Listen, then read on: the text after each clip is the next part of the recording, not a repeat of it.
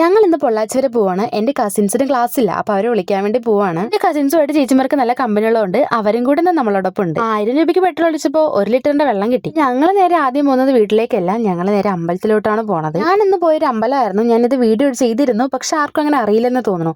ഇത് മാസാണിയമ്മന്റെ അമ്പലമാണ്. ചേച്ചിമാരും ആദ്യമായിട്ടാണ് വരുന്നത്, അതുകൊണ്ട് നമ്മൾ ആദ്യം അവിടെ കയറിയിട്ടാണ് അങ്ങോട്ട് പോകുന്നത്. ഏതൊരു അമ്പലത്തിൽ പോലും പോസിറ്റീവ് എനർജി ഉണ്ടാവില്ലേ, അതുപോലെ തന്നെയാണ് ഈ അമ്പലത്തിൽ വന്നാൽ. ഇതൊരു മാരിയമ്മന്റെ അമ്പലമാണ്, പക്ഷെ ഇവിടുത്തെ ഐതിഹ്യം എന്താണെന്നൊന്നും എനിക്ക് സത്യത്തിൽ അറിഞ്ഞു. നേർച്ചയും വഴിപാടുകളായിട്ട് തമിഴ്നാട്ടിലെക്കാളും കേരളത്തിലെ ആൾക്കാരാണ് ഞാൻ കൂടുതൽ അവിടെ കണ്ടിരിക്കുന്നത്. നല്ല സ്ട്രെസ് റിലീഫാണ് അവിടെ പോയി കഴിയുമ്പോൾ തന്നെ, കാരണം നല്ല കാറ്റൊക്കെ ആയിട്ട് ഭയങ്കരമായിട്ട് നമുക്ക് പീസ്ഫുൾ ആയ ഒരു സ്ഥലമാണ്. ഈ ആലിമരത്തിന്റെ ചോട്ടി വന്നിട്ടപ്പോൾ അതിനേക്കാളും അടിപൊളിയായിരുന്നു.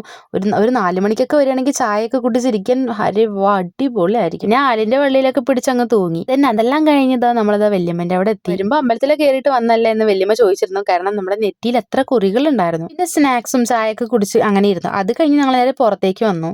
ഈ കാണുന്ന സപ്പോട്ട ചെടിയിൽ ഒരു സീതാപ്പഴം കൂടെ വളരുന്നുണ്ട്.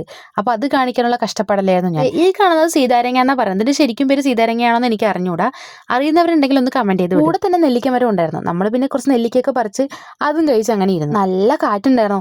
ഈ മരത്തിന്റെ കീഴിലൊക്കെ 2 ചേരോട്ട് ഇങ്ങനെ പരദോഷണമൊക്കെ പറഞ്ഞിരിക്കുമ്പോഴില്ലേ കിട്ടുന്നൊരു സുഖമുണ്ട്, അത് വേറെ. 1 മണിയായി, നമുക്കിനി തിരിച്ചു പോകണ്ടല്ലേ. അങ്ങനെ അവിടുത്തെ വിശേഷങ്ങളൊക്കെ കഴിഞ്ഞ് നമ്മളിത് തിരിച്ച് വീട്ടിലോട്ട് പോവാണ്. വരുമ്പോ പൊരിഞ്ഞ വെയിലും പോകുമ്പോൾ പൊരിഞ്ഞ മഴയും. നല്ല അടിപൊളി ക്ലൈമറ്റ് ആയിരുന്നു. ഇതിനിടയിൽ ഒരു പാട്ടൊക്കെ കേട്ട് ഇങ്ങനെ അടിപൊളിയായിട്ട് എൻജോയ് ചെയ്ത് പോയി. അപ്പോൾ വീഡിയോ കണ്ട് ഇഷ്ടപ്പെടുന്നൊരു സപ്പോർട്ട് ചെയ്യാൻ മറക്കണ്ട. അപ്പോൾ ഇന്നത്തേക്ക് ഇത്രേ ഉള്ളൂ.